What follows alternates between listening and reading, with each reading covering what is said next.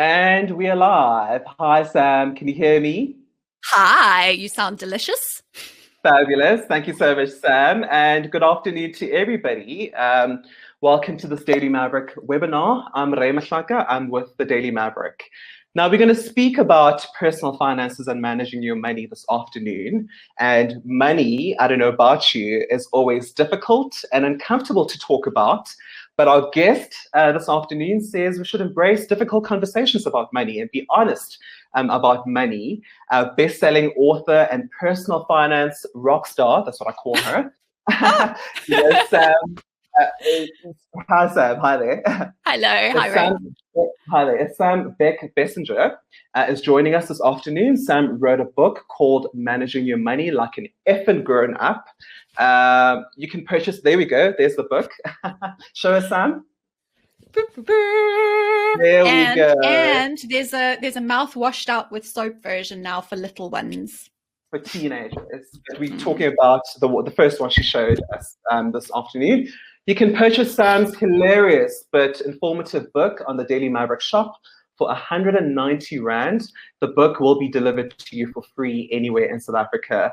We are hoping to have an honest conversation about money, especially managing cash flow. We know that cash flow is tight, especially during the COVID-19 pandemic.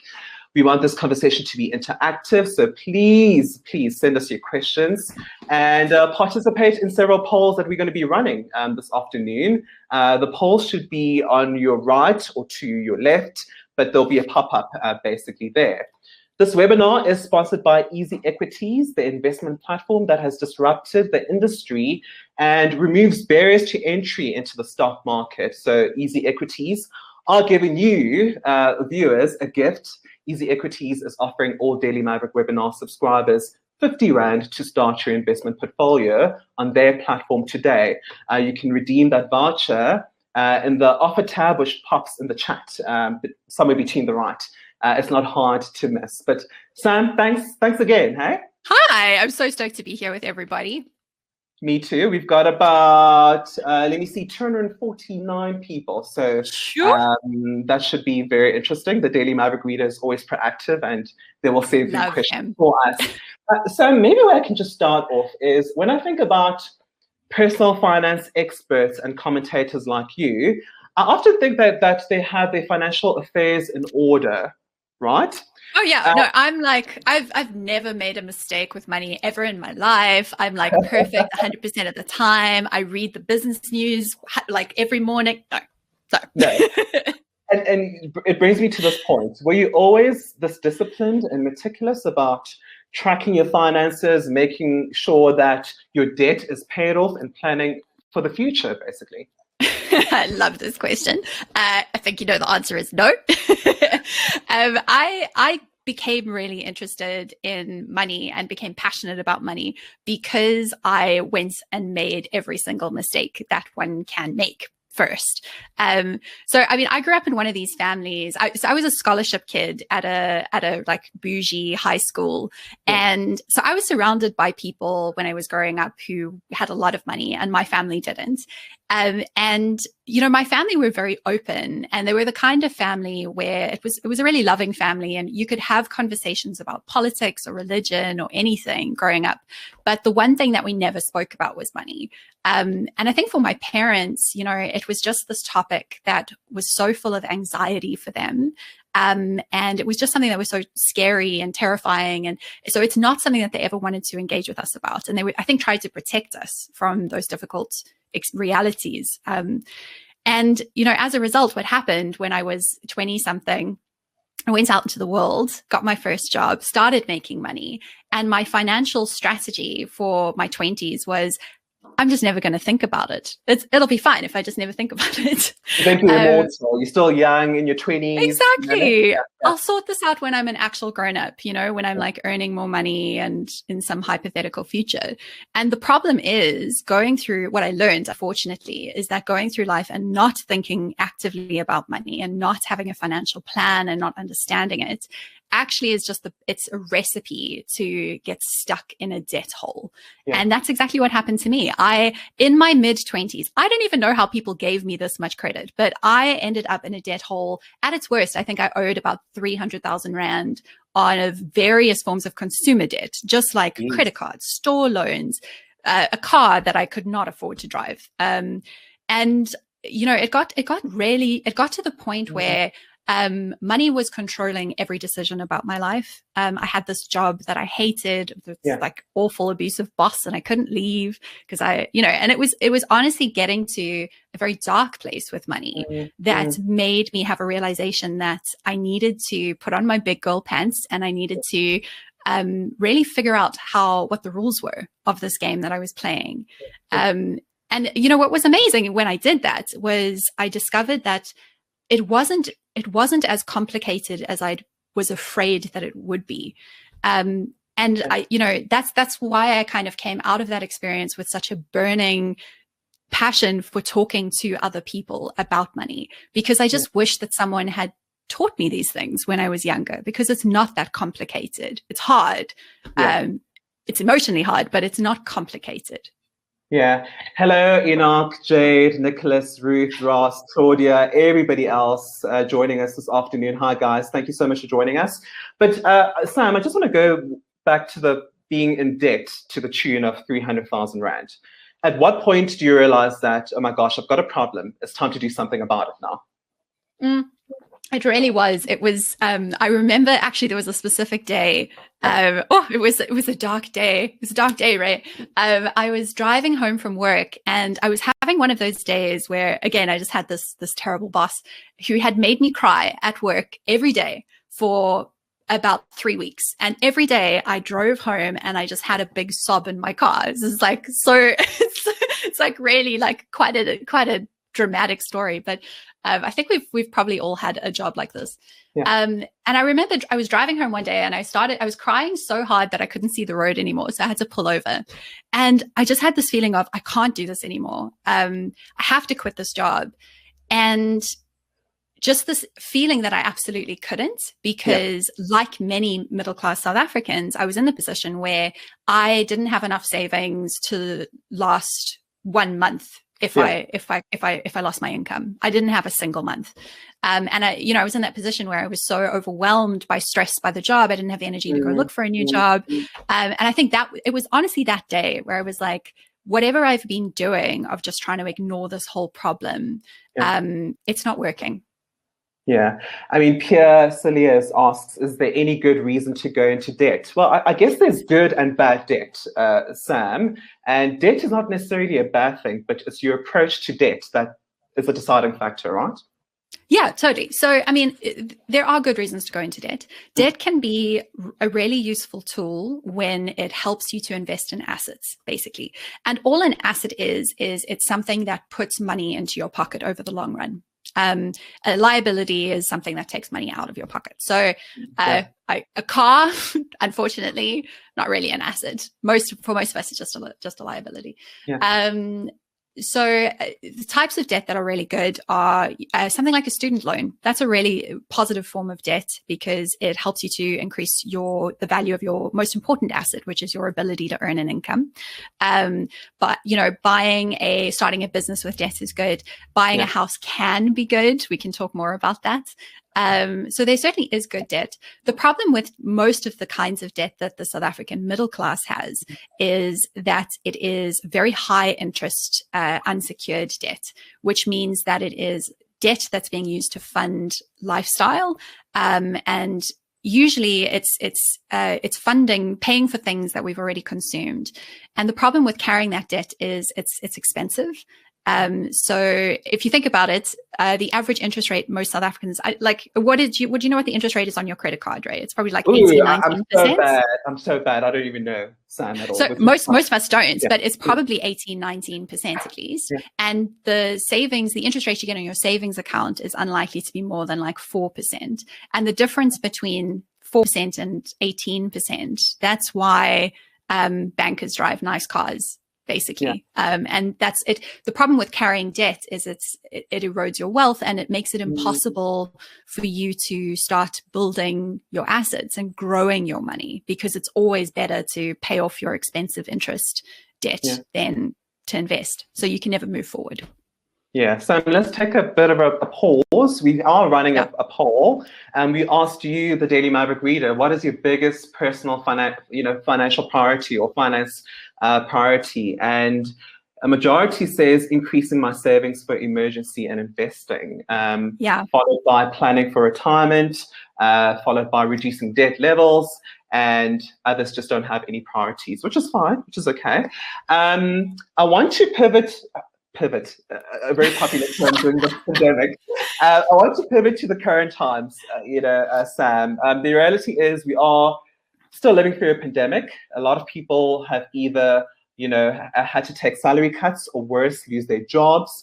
A lot of people are tapping into emergency savings just to survive, cashing in investments just to make ends meet. I just wonder, what should our approach be when it comes to personal finance during these tough times, Sam?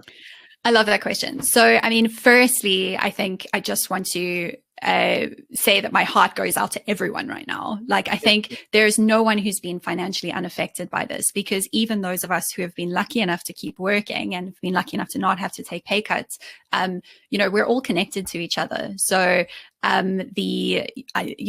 everyone I know either has been personally affected or has family members who have been affected and are supporting more people than they normally do. It's something that affects all of us. So I think my first thing that I just want to say is, like, if you've been feeling really stressed this year, it's not because you're messing up. It's because it is legitimately a hard time for everyone. And please have empathy for yourself. I think, like, if you're stressed, it's okay. Everyone is.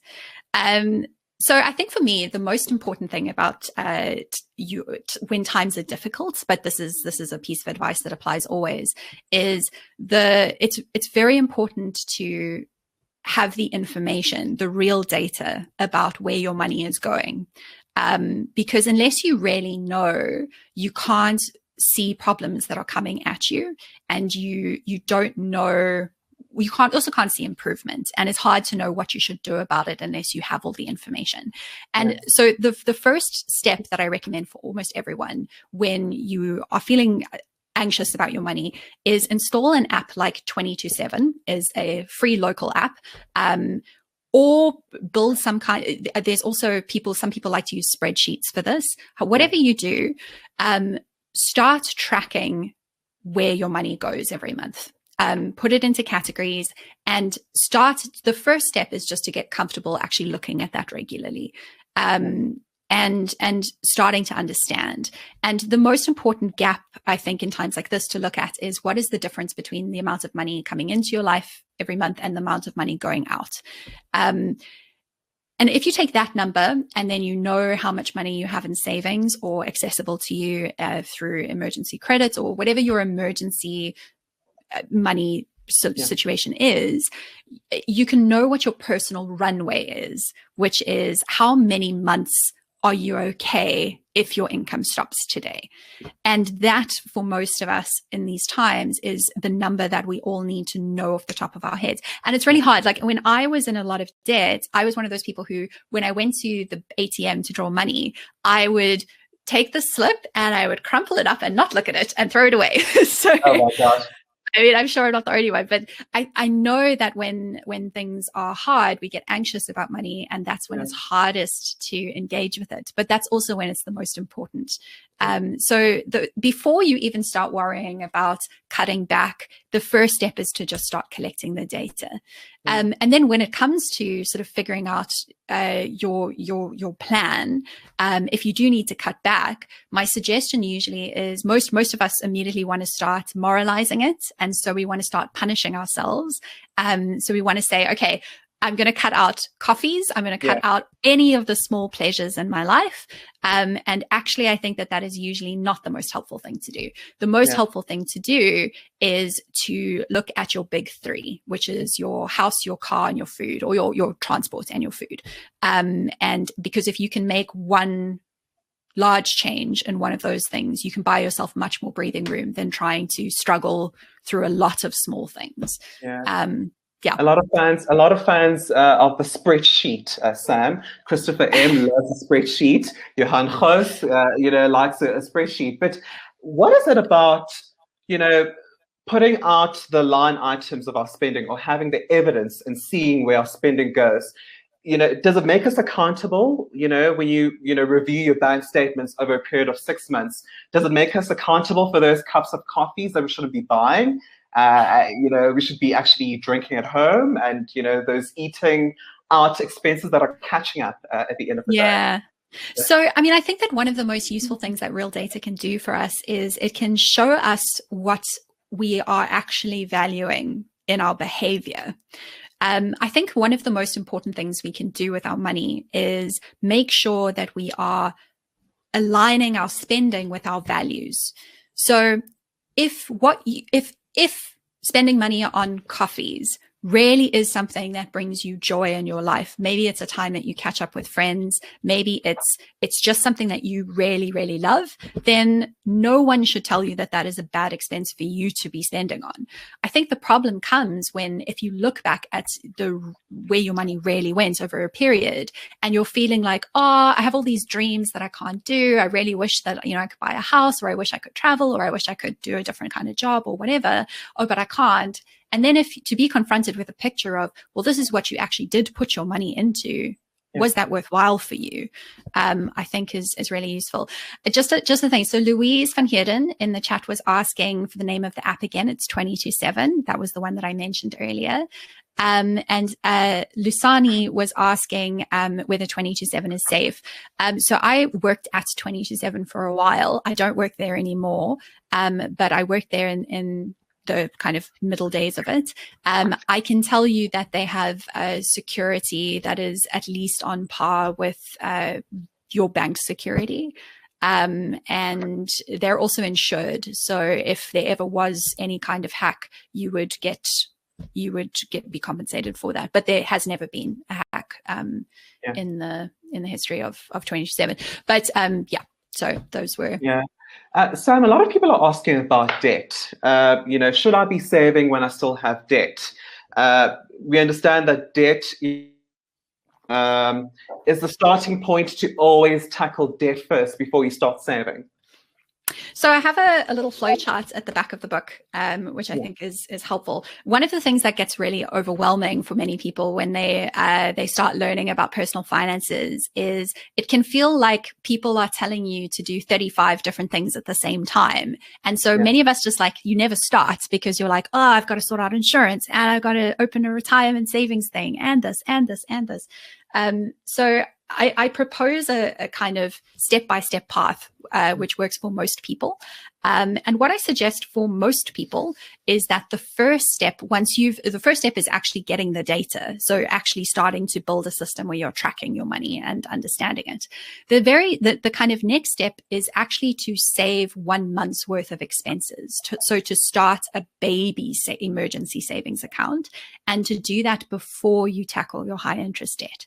And the reason is, so if you're just being purely mathematical about it, it does make more sense to first pay off the debt, because again, 5% versus 18%. But psychologically, when you decide that you're done with debt, it's a great idea to be able to cut up those cards and actually, end that cycle and make an actual change. And you can't do that if you don't have any emergency savings, because there will be emergencies. Emergencies happen all the time. So my suggestion for most people is do it in this order.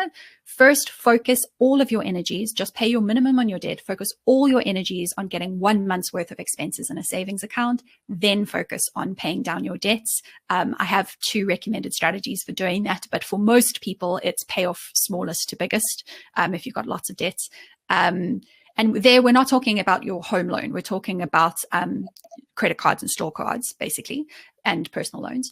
And then once you've done that, then go back to saving. Then try and bulk up that emergency fund to more like 3 months if you have a regular income and you don't have a home loan and you Yeah. And 6 months if you have an irregular income or another reason to need a little bit more of a buffer.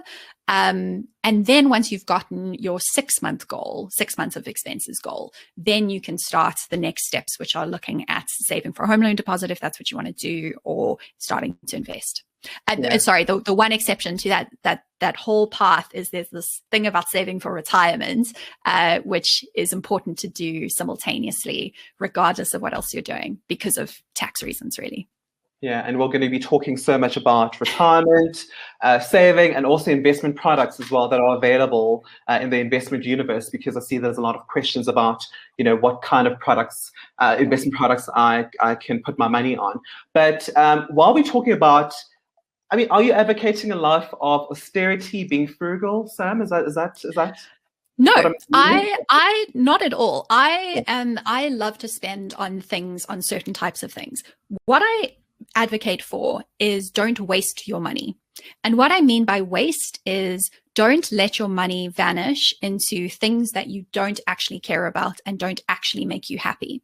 Because here's the thing, regardless of how much money you earn, you are going to earn a limited amount of money over your lifetime. There's a finite amount that you will ever earn. And it is very, very easy, if you are not conscious and thoughtful about what do you really want out of your life and how can you fund those dreams, which for me is what having a financial plan is about, for that money to just vanish into thoughtless things that don't actually add value to your life. So what I advocate for is spend money on things that really do bring you joy and meaning. Do not waste your money on things that don't really. And so for me, like one of the culprits that was a big culprit for me in my 20s was my car.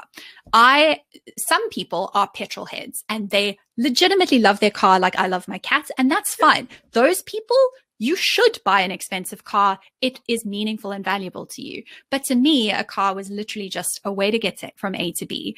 But I went and I bought a new car when I was in my mid-20s, and it was an absolute waste of money for me. I just got it because it felt nice. It was nice to drive around for the first 2 weeks, and then I honestly wouldn't have noticed what it was. And so for me, that's the kind of frugality that I think is really important, is don't waste your money. Know what does bring you joy and meaning, and don't waste your money on things that don't. Yeah, I'm going to ask Sam to treat us to a reading, please. Sam, grab a copy of your book. There's a story that I really like in the book. It's on page 15. It's about her ex-boyfriend. I'm going to let you, Sam, do the reading. So from in my early 20s. I got it. Up until old rich money. Okay, great. Yeah. In my early 20s, this is a true story. I dated a boy who drove the worst car you've ever seen. It was a 12-year-old Jetta. It was 90% rust, and it broke down on the highway all of the friggin' time. When I started dating this boy, I assumed that he came from a pretty regular family. I felt a bit sorry for him and his terrible car. Then, a few months into dating him, I met his family, and I discovered, to my great surprise, that this boy's family was rich, like old money rich. You see, this guy had bought this terrible Jetta himself with cash from the savings that he had started accumulating as a child. No one in his family would ever have dreamed of taking out a loan for a car. People from rich families know these secrets. They're taught to live frugally until they can afford their real lifestyles. They're allergic to credit cards and car loans. The next time you're driving around Santon and feeling jealous of these dudes and their huge fancy cars, stop for a moment and ask yourself how many of them actually own their cars and how many are actually in a form of indentured labor to the bank. They may be well-paid slaves, sure, but they're slaves because every choice they make must be governed by how much they earn. That's what debt does to you. It forces you to earn money obsessively because you have to pay back what you owe. And we're not all rich, Sam. So, but again, in the book, you make the distinction between a good asset and a bad asset as well. A lot of questions about people asking, should I keep owning a car? Should I continue with those car payments? Should I buy a car in debt? Should I buy a home and stop renting? Help Sure. us, Sam. Okay. I mean, there is no universal answer because, again, this is this thing. It's about what do you value. So first, let's talk about cars. I'm not saying that no one should own a car. I mean, I also lived in Joburg for a while. Specifically, I know that it is very difficult to get around and live in Joburg without owning a car. And there are many places where that's true. I think the problem is that it's very easy for many of us to buy too much car and too much house. Because when we buy something on debt, there are a lot of tricks that the financial services industry uses to make us feel like we should spend more than we would otherwise do so. So I'll give you the example of cars because I think this, and then I'll talk about houses. So I remember, here's me, age 24. Here I am. I'm hot stuff. I've got a cool new promotion. I've got my car budget is like now a little bit higher than it was. I roll up into a Hyundai dealership and I'm like, okay, show me what you got.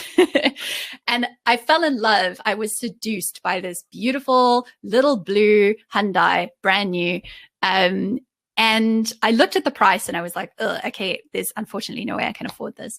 But the salesman, they're very clever about this. So what he said to me was, okay, you don't want to look at the price. That doesn't matter because let me tell you, you can get a loan. No, it's so dangerous. He's like, don't worry about the total price. You know, I think at the time it was like, I don't know, 300,000 rand or something. He's like, don't worry about that. What you've got to look at is the monthly repayments amount, because you see, if we spread it out over as many years as we can, and then we add this magical thing called a balloon payment, here we go. Now suddenly you're only paying, I can't remember what it was, 2,000 rand a month for your car. You can have a brand new car for 2,000 rand a month. And I was like, I can do that. I can afford that every month. No problem. The problem is if you only look at the monthly repayments, you lose sight of the overall cost of that thing. And in the case of that car, that isn't an amount of money that I actually could afford overall. And by splitting out the loan like I did, it ended up being almost twice as expensive as it initially was. So it was even worse. And I didn't actually get that much value from the car. So that's the thing about cars. If you can, it is always better to buy a car cash. And it is like a car is not an asset. It's not. It's a lifestyle asset technically. But the best you can hope for is that it retains its value.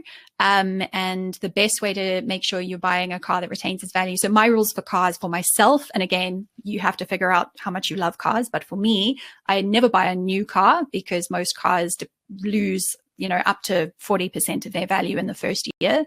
So I never buy a new car. I only buy cars cash. And I drive them until they don't drive anymore, basically. And I make sure that I find a good deal on a car, and I buy a mechanically sound car and do all of those things. Yeah. Houses are slightly trickier. Yes. Sorry, do you have a question? No. Please continue because there's questions coming up about home ownership and renting. Okay. Yeah. Here's the thing with houses. Houses are really important for a lot of people for emotional reasons.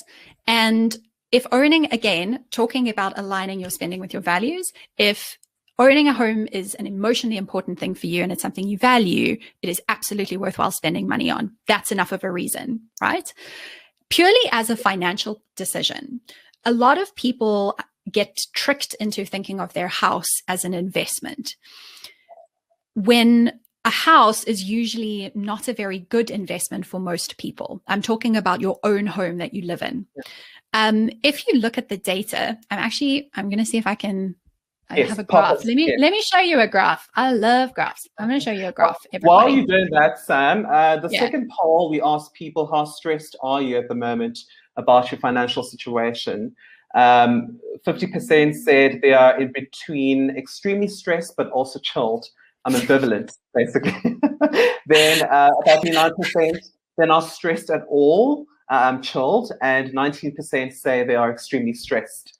I need help. So I think halfway between extremely stressed and very chilled is South Africans in a nutshell.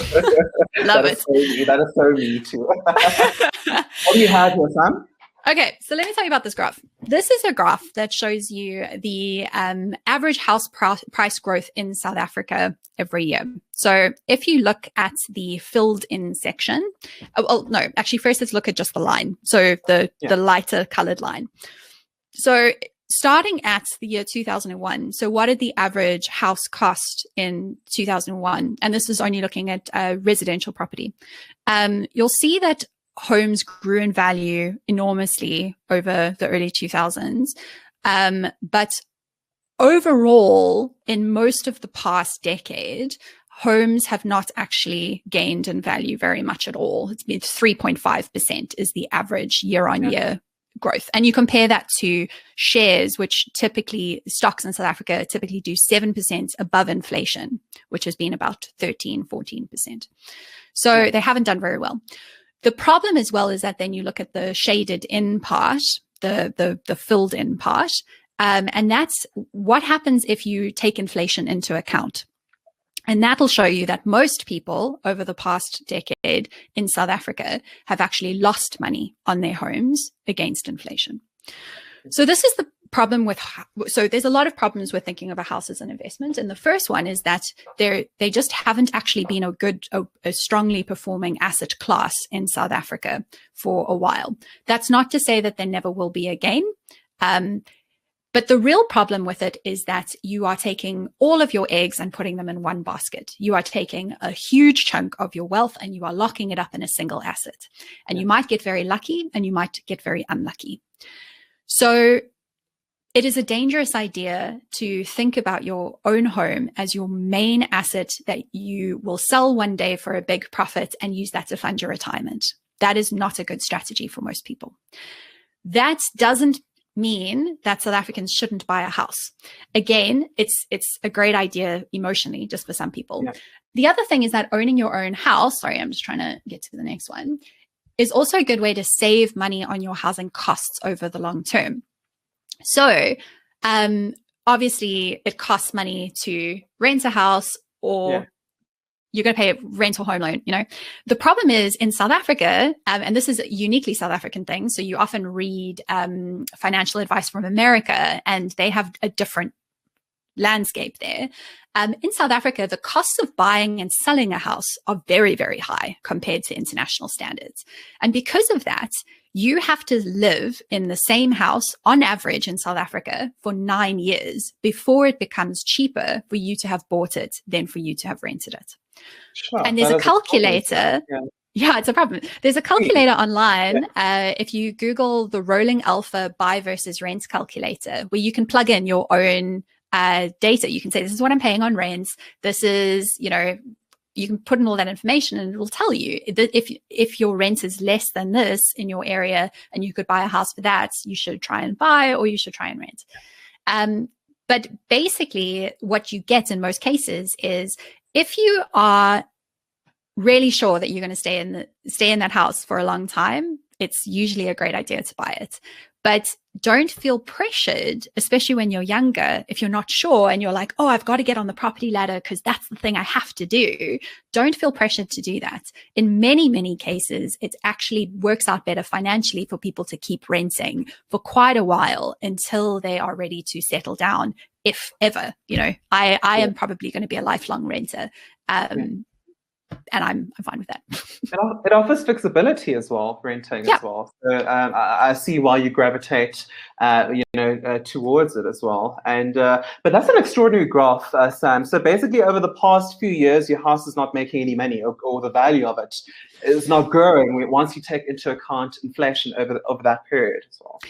And again, this is the average house, right? So some people have lost money, and some people have made great money. And you can only look at the averages. The problem is you only have one lifetime. So if you are one of those unlucky people who loses a lot of money, that can be a huge problem for you. So the other thing with homes is the other way that we get tricked with them is because we think of them as assets. It's very easy to convince ourselves that it's worthwhile buying the most expensive house we can because that's a bigger investment. But actually what usually is a better move for most people is to buy at the lower end of what you can afford, and then rather invest in shares or something that is more diversified, something that is less it's less risky, basically. Yeah. But again, this is what makes sense purely with rands and cents on paper.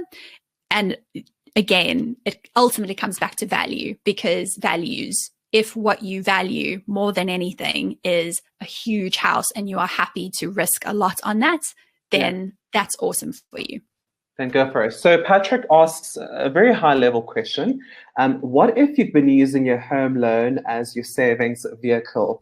Should you settle that or now start a separate savings/investment account before closing that? Usually it's okay. It's fine to keep using your home loan as a savings vehicle. It's for your emergency savings. It's not a bad idea. I usually suggest to people that they keep some money, like 1 month's expenses outside of your home loan, because there are occasional horror stories of people who, in times of financial crisis, do try to withdraw money from a home loan and are unable to do so. So I do suggest do keep a little bit of like extra emergency money in a different savings account. But for the chunk of your short-term savings, yes, keeping it in a home loan is a perfectly reasonable idea. Yeah, and Pierre also says, what makes buying a house less risky than investing in the stock market? Okay, love that question. Yeah. Okay. Let's talk about the stock market. It's a hell of a week to be talking about the stock market as a non-risky thing. So here's the thing. When I talk about investing in the stock market, there are different ways that one can do that. And there are very high risk ways that one can invest in the stock market. So when people are doing like short-term trading and they are betting on specific companies or meme stocks, like I'm sure we've all seen the nonsense that's been happening in America. Yeah.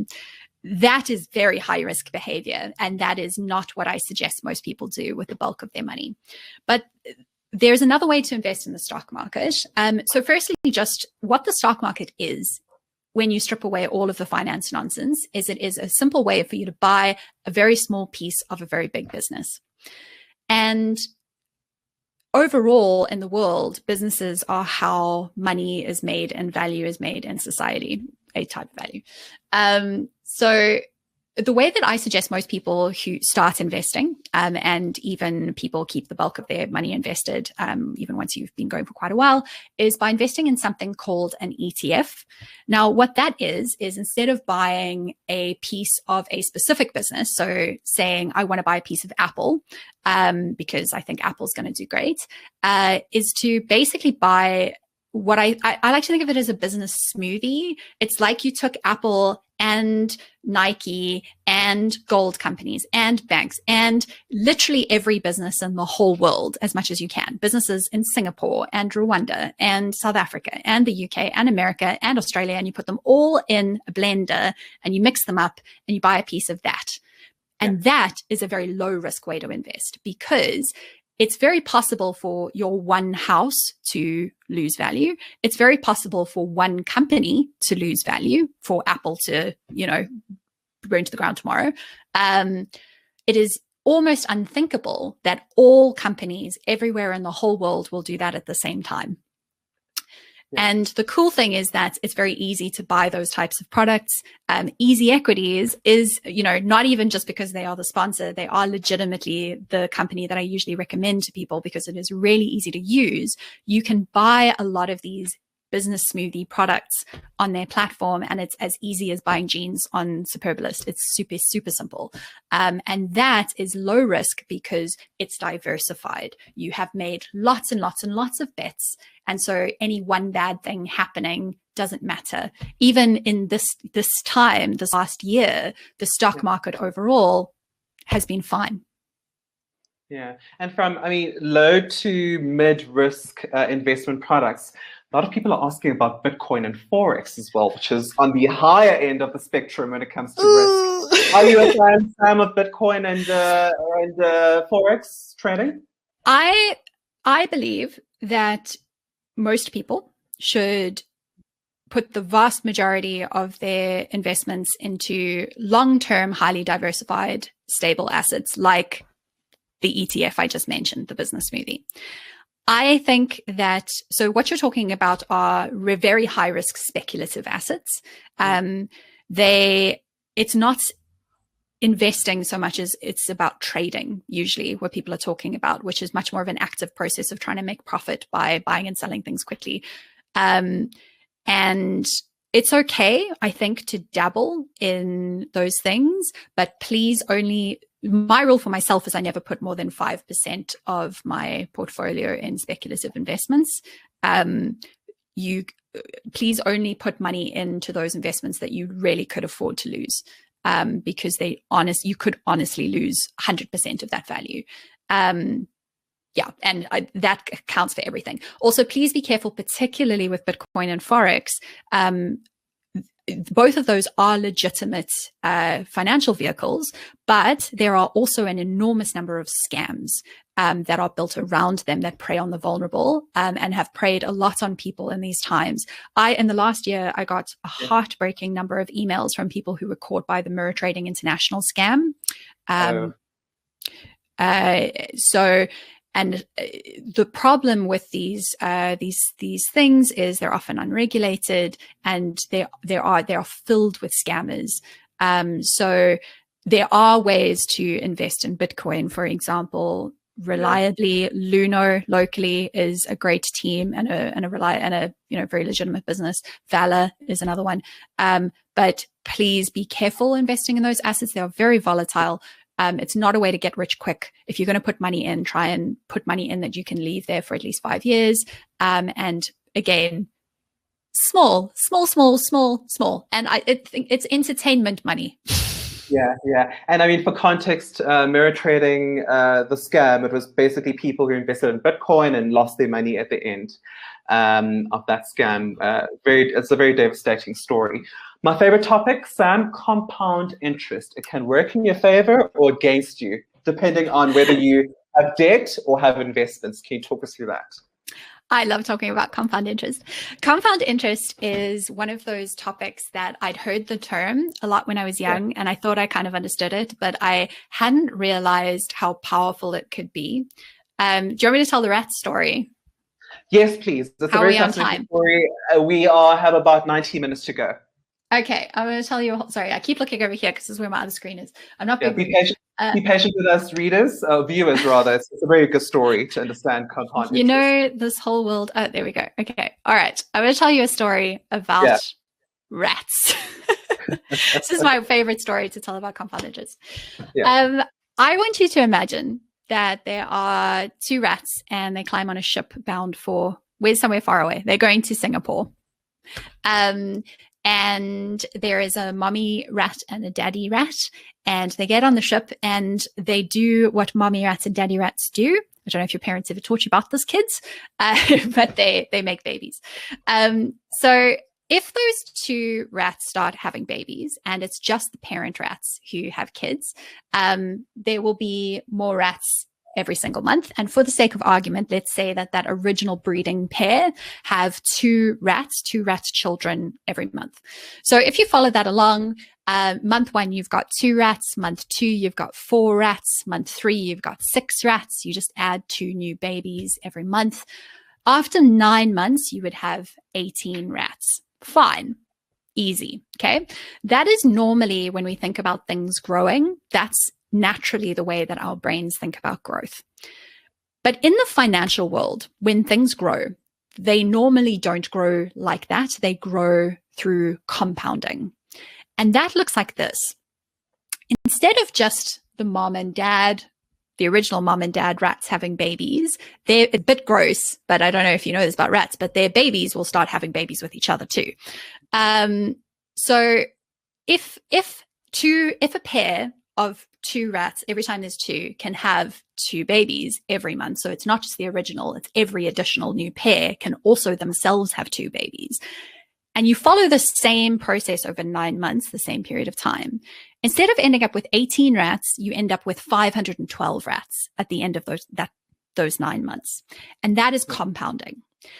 Now, the thing about compounding is when something grows in a compounded way, what matters much more than how much money you start with at the beginning or even the growth rates of that money is how long you leave it for. Time becomes the most important variable.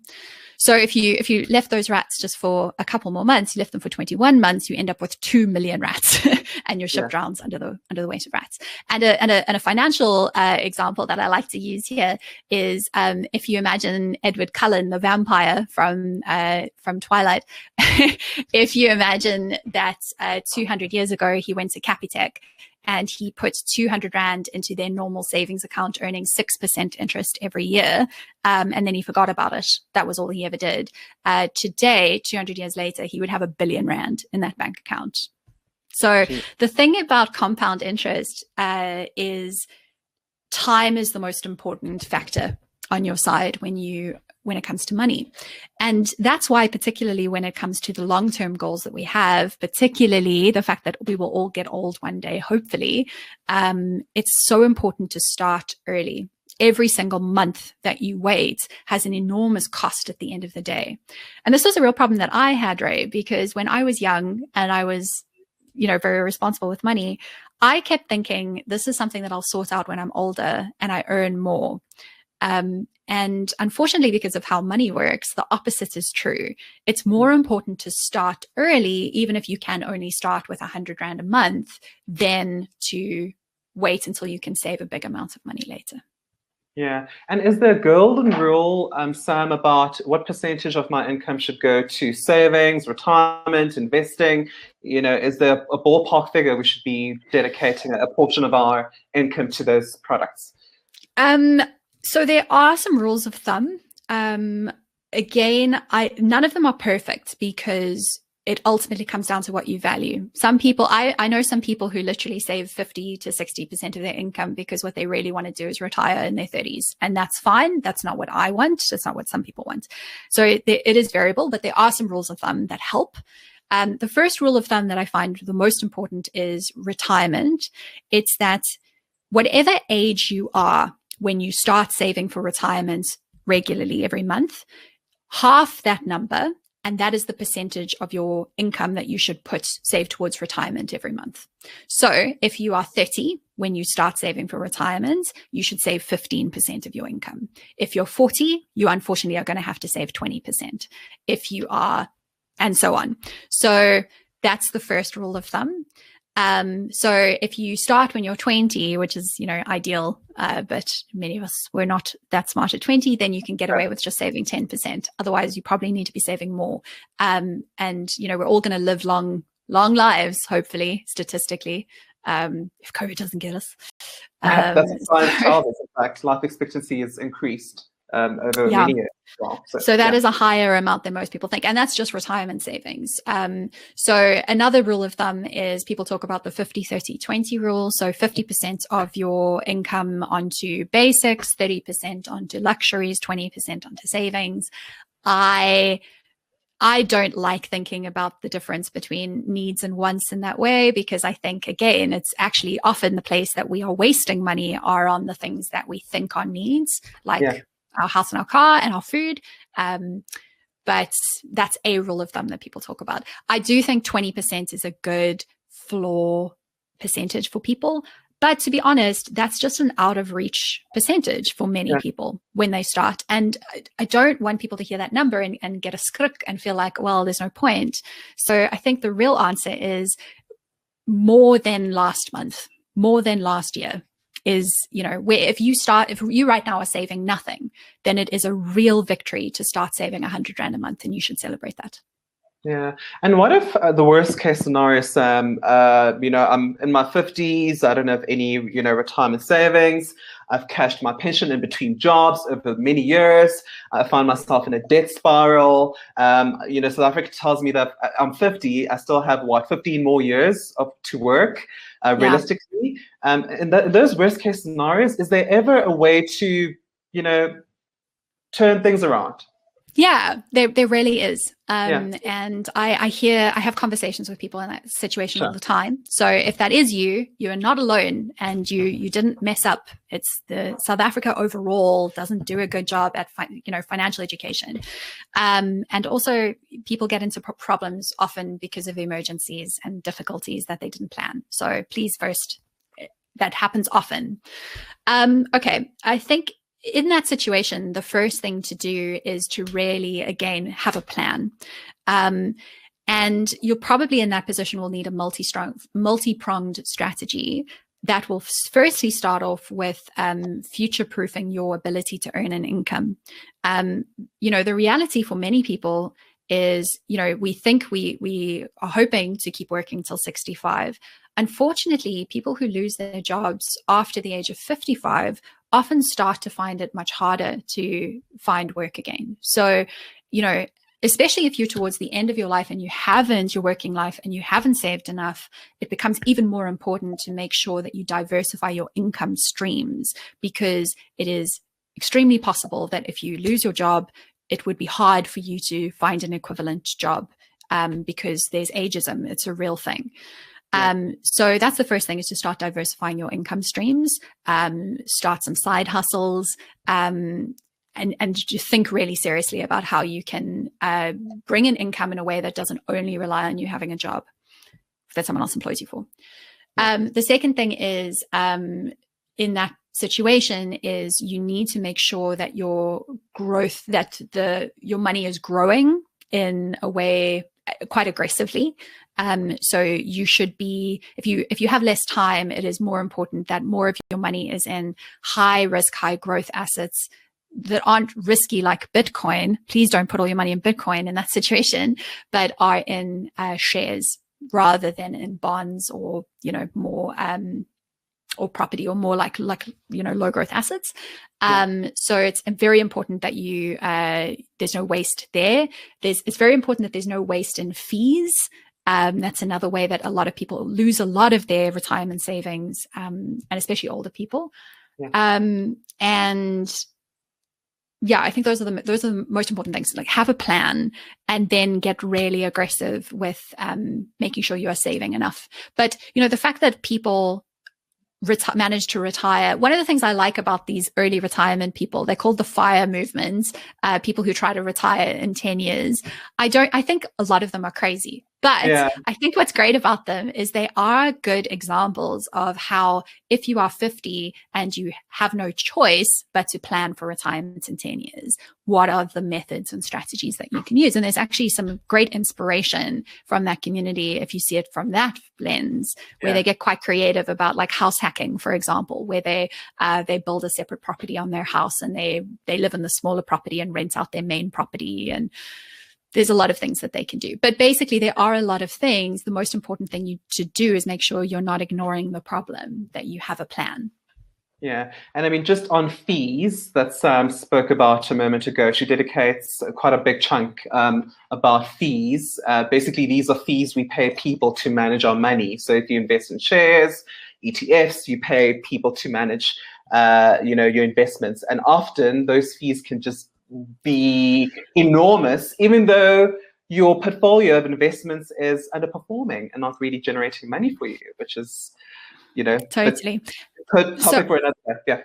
But on a related note, I'm seeing a question from Deirdre saying, what is your opinion on companies like 10x versus more established companies like Liberty for retirement savings? So precisely, I'm a big fan of these new breed companies like 10x and Signia, that have really, really low fees on their retirement savings products.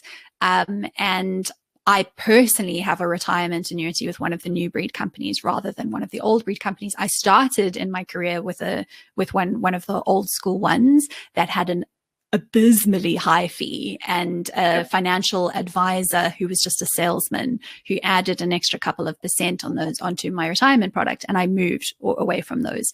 There are the innovation from the new players, luckily, is starting to force the old established players to innovate and to bring their fees down. And you can now find some low fee products in the old established houses. So if you, for trust reasons, would rather go with one of the big established companies, there are good options there, but you do have to hunt and you have to be very, very careful about their high fee products. You know, these fees, these EACs, these effective annual costs of these investments, they look so small. They're like 1% versus 4%. And you're like, that's nothing. But remember compound interest. And compounding applies to fees as much as it applies to anything else. And the difference between 1% and 2% can literally mean a 30% difference in the final amount that you have when you retire. So making sure that you are finding the lowest fee retirement savings product you can is one of the best ways you can spend 2 hours of your life. Like it is, you can spend 2 hours, find a better retirement savings product than the one you have. And that will probably be the most valuable 2 hours you will ever spend financially in your whole life. Yeah. And Sam, my interpretation of your book, and please correct me if I'm wrong, you're not really a fan of putting money in a bank account and let it generate interest or money market funds. But Muteng asks, are money market funds a good investment option? No, only they're a great option for short-term savings. So what I suggest is for simple emergency funds, keep it in a bank account, savings account. You can, there's a list on my website, likeandeffinggrownup.com, which ranks the interest rates you can get on South African savings accounts. So you can look there, but it's not really worth optimizing for most people the interest you're getting on your short-term savings that much. Once they do get a bit bigger, so if you're one of those people, for example, who has a fairly high income and you have a 6-month emergency fund rather than a 3-month, then it is worth optimizing a little bit, and then something like a money market fund is great. But that is a cash product, which means it is suited for short-term savings. It is not a long-term investment product. Now, money that you want to grow over the long term, your enemy is inflation. Which means that the best chance you have of beating inflation is put it in the stock market. And the rule of thumb for me is that any money that you want more than 5 years from now probably should mostly be in the stock market if you can, and a highly diversified product. And in between, money for, like, say you're saving a big chunk for Lobola or for a home deposit or something like that, then there are other vehicles that are useful for those sort of short-term goals. But generally, a money market fund is a good place for emergency fund money and nothing else. Yeah. Liz asks, please repeat, what is your website? Like an effing grown up. Okay, like an effinggrownup.com, except not the word effing. Okay. I think we get that. I think you get it. There were earlier questions while we still have 3 minutes, so we're going to have to tackle it very quickly. Insurance. Do I need life insurance? At what point in my life do I need life insurance if I'm especially young and healthy as well? So South Africans, I think, we worry a lot about life insurance. I think the most important type of insurance is one we don't talk about enough, which is income protection. Again, your most important asset is your ability to earn money. That is the biggest source of income you will ever have in your life. And the most important type of insurance, I think, for most people is get an income protection policy so that if you are disabled, you become sick, and you cannot work, you will get a payout. My mum lost her eyesight in her 50s and could no longer work. And it is literally, that insurance is what kept our family together. I am so passionate about those products, and not enough people know about them. Life insurance is great and important if you have financial dependence. Otherwise, probably don't worry about it. If you're going to buy a home, they will probably force you to have some form of life insurance. But if you are young, it is not the most important thing to be worrying about. Worry about insuring your most important asset, which is your ability to earn an income. Unless you have children, then life insurance is good. Yeah. Sam, I think we should leave it on this note. There are a lot of questions coming still, but I really implore you to pick up a book. As I said, it is hilarious. Sam's style of writing is very conversational. It's like speaking to a friend, basically. But the book is available on the Daily Maverick shop for 190 Rand as well. So Sam, any last words? We have about 2 minutes left. You know, the takeaways from this conversation. I mean, I guess for me, I think the money is not something that you can leave to other people in your life. It is one of the things that is going to have a huge impact on the choices that you can make. And so it is really worthwhile investing in your own understanding of the topic. I see questions about financial advisors. It is helpful often to get financial advice, but the thing is, unless you know about your own money, you can't tell if the advice you're getting is good advice. It isn't that complicated. It doesn't have to be scary. And I hope that you even find it fun when you get into it a little bit. I did.